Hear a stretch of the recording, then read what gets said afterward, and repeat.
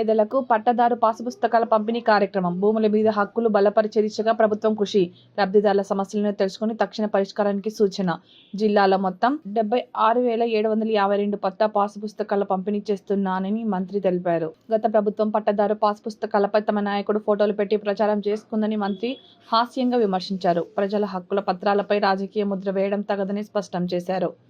కూటమి ప్రభుత్వం ఇచ్చే పట్టదారు పాస్ పుస్తకాలపై కేవలం ప్రభుత్వ రాజముద్ర మాత్రమే ఉంటుందని మంత్రి తెలిపారు. పుస్తకాలలో లబ్ధిదారుల భూమి వివరాలు సులభంగా తెలుసుకోవడానికి క్యూఆర్ కోడ్ ఏర్పాటు చేశామని చెప్పారు.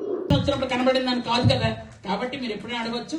లేదా కూరగాయలకి వస్తారు, నన్ను అడిగి వచ్చేస్తారు. అందులో బస్సు ఒకటి ఫ్రీ కాబట్టి ఎలాగంటే వచ్చేస్తారు, లేదా వచ్చేస్తారు. కాబట్టి ఎప్పుడైనా రండి. ఓకేనమ్మా? థ్యాంక్ యూ అమ్మా, థ్యాంక్ యూ వెరీ మచ్. జై హింద్. సమృద్ధిగా ఉండాలని ఈ స్టేజ్ మీద కూర్చున్న వాళ్ళకి, కింద వాళ్ళకి, అందరికి, పాత్రికేయ మిత్రులకి, ఊర్లో అందరికి, మన రాష్ట్రంలోనే అందరికీ కూడా ఉండాలని మనస్ఫూర్తిగా కోరుకుంటున్నాను. Thank you. కొత్త సంవత్సరంలో మొట్టమొదటిసారిగా శివరాంపురమే వచ్చాం. యాక్చువల్గా ఏ పని మొదలుపెట్టినా ముందు పార్టీ పరంగా శివరాంపురంలో మొదలు పెట్టడం మనకు అలవాటు. కానీ ఈరోజు ప్రభుత్వ పరంగా కూడా శివరాంపురంలోనే మొదలు పెట్టడం అనేది నిజంగా చాలా సంతోషంగా ఉంది. ఎందుకంటే శివుడు రాముడు కొలువైనటువంటి ఈ ఊర్లో, అందరూ మంచి వ్యక్తులు ఉన్నటువంటి ఈ ఊర్లో అందరూ చాలా సంతోషంగా, ఆప్యాయంగా, అనురాగంగా మేము ఎప్పుడు వచ్చినా మనస్ఫూర్తిగా మమ్మల్ని ఎప్పుడు ఆహ్వానం పలుకుతున్నటువంటి ఈ ఊర్లో, నా సొంత ఊర్లో ఎలాగైతే నన్ను మేళతాళాలతో తీసుకెళ్తారో ప్రతిసారి నాకు శివరాంపురంలో చేస్తున్నటువంటి ఈ సన్మానాలకి, ఈ అభినందనలకి మరొకసారి మనస్ఫూర్తిగా మీ అందరికీ ధన్యవాదాలు తెలియజేస్తున్నాను. ఈరోజు పట్టాదారు పాస్ పుస్తకాలు పంచే కార్యక్రమానికి సభాధ్యక్షులు మన ప్రతి దగ్గర ఎక్కడ చూసినా 2,000 కన్నా ఎక్కడ ఇవ్వలేదు.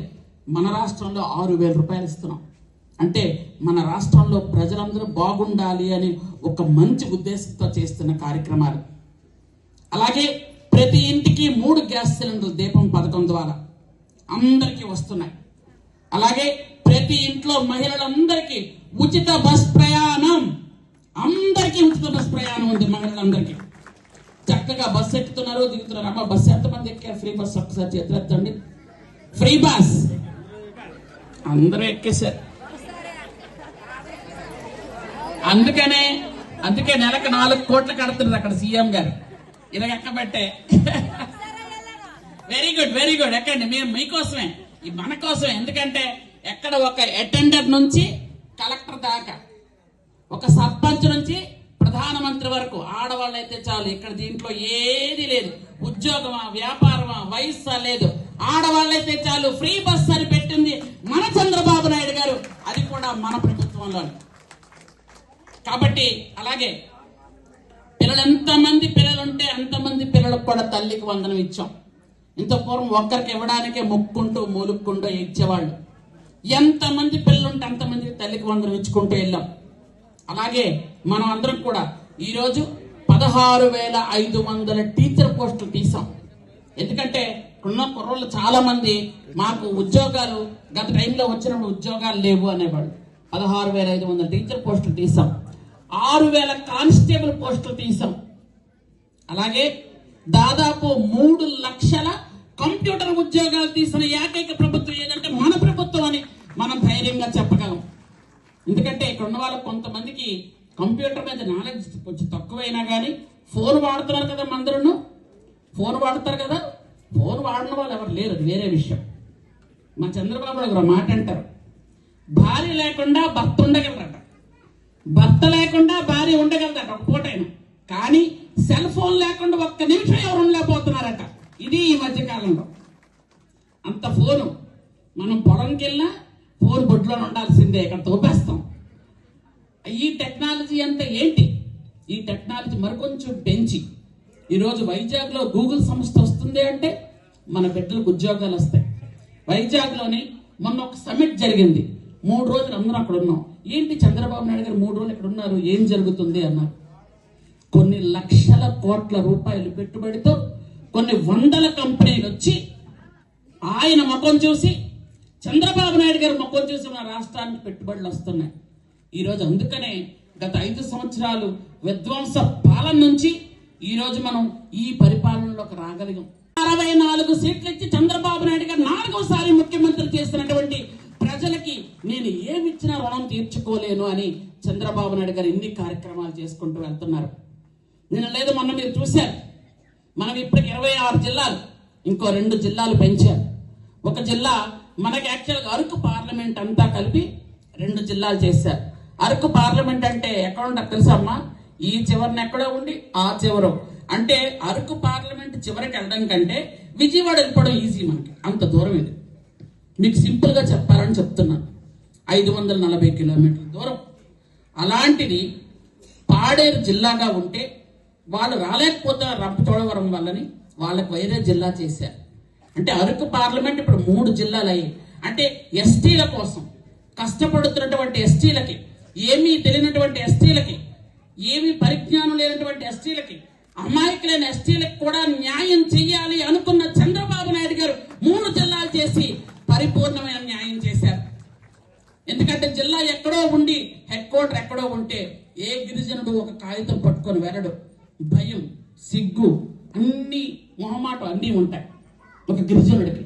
కాబట్టి ఈరోజు 3 జిల్లాలు చేసిన తర్వాత 3 కలెక్టర్లు ఉంటారు, 3 ఆఫీసులు ఉంటాయి, వెళ్ళడానికి ఈజీగా ఉంటుందని చేయడం జరిగింది. కాబట్టి ఇప్పుడు మనం 28 జిల్లాలు మన రాష్ట్రంలోకి వచ్చాం. ఇంతవరకు పిల్లలు, మీ అందరి పిల్లలు కూడా మన రాజధాని ఏదైనా లాస్ట్ టైం అడిగితే మేమందరం ఎలా చూసాం, ఏ రాజధాని చెప్పాలి అని. ఈ రోజు ఆ బాధ లేకుండా మన రాష్ట్రానికి రాజధాని అంటే అమరావతి, ఇంద్రుడు ఏలిన అమరావతిని ధైర్యంగా చెప్పుకునే పరిస్థితి మనం ఈ రోజు ఉన్నాం. కాబట్టి మీరందరూ కూడా మమ్మల్ని ఇలాగే ఎప్పుడు ఆశీర్వదించండి, మీ అందరి ఆశీస్సులు మా మీద ఉంచండి. ఖచ్చితంగా చంద్రబాబు నాయుడు గారిని మీ అందరి దీవెనలతోనే 4వసారి ముఖ్యమంత్రి చేశారు. మీ అందరి ఆశీస్సులతోనే, మీ సంధ్యమ్మగా, మీ ఆడపడుచుగా ఈ రోజు నేను ఇక్కడ ఎమ్మెల్యేగా ఉన్నానంటే మీ అందరి ఆశీస్సులే. మొట్టమొదట మీ ఊరు వచ్చాం, కొబ్బరికాయ కొట్టాం, మీరు అందరూ నన్ను కూర్చొని పెట్టారు, బొట్టు పెట్టారు, అక్షంతలు వేస్తారు, ఎల్లమ్మా నీకెందుకు గెలుస్తావు అన్నారు. అలాగే గెలిచి మీ దగ్గరికే వచ్చాను మొట్టమొదటిసారిగా. వచ్చిన తర్వాత, గెలిచిన తర్వాత చంద్రబాబు నాయుడు గారు నువ్వు గెలిచావమ్మా, మంచి మెజార్టీతో గెలిచావు, నీకు మంత్రి పదవి ఇస్తున్నానని 2 శాఖలు ఇచ్చి ఈ రోజు మంత్రి పదవితో మీరు వెళ్ళి సేవ చేయండి అని మనల్ని రాష్ట్రం మీద సేవ చేయమని పంపించారు. కాబట్టి మీకు అందరికీ ఎప్పుడు ఏ కష్టం వచ్చినా నేనున్నాను. మీరు ఖచ్చితంగా రావచ్చు, కలవచ్చు, మాట్లాడవచ్చు. ఎప్పటికీ మీ ఆడబిడ్డనే, ఎప్పటికీ మీ ఆడపడుచునే. మీరు ఏ కష్టం వచ్చినా రండి, నాకు చెప్పండి, నేను ఖచ్చితంగా. ఎందుకంటే మీరు మహావర్షంలో ఎలా అంటే మనం అందరం కూడా ప్రతిపక్షంలో ఉన్నాం. ఎవరైనా మీటింగ్లకు వస్తే వాళ్ళ కార్డులు తీసేయడం, పెన్షన్ తీసేయడం, ఇబ్బందులు పెట్టడం. అలాంటి సమయంలో నేను వస్తే, వర్షం వచ్చినప్పుడు, ఉరుములు మెరుపులు వచ్చినా ఇక్కడ ఉన్న ఆడవాళ్ళందరూ నా బండి ముందు నిలబడి డాన్స్ చేసింది నేను ఎప్పటికీ మర్చిపోలేను. మీ అందరికీ నా హృదయపూర్వకమైన కృతజ్ఞతలు.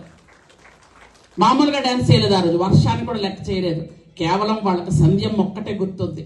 కాబట్టి మిమ్మల్ని ఎప్పుడూ మర్చిపోలేను, మీ రుణం ఎప్పటికీ తీర్చుకోలేను.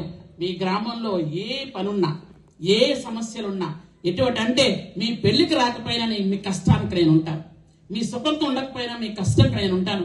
ఖచ్చితంగా నేను కూడా శివరాంపురంలో ఒక మనిషిని, మీ కష్టం ఏదో నాకు చెప్పండి, నేను ఖచ్చితంగా చేస్తానని మరొక్కసారి మీ అందరికీ తెలియజేసుకుంటూ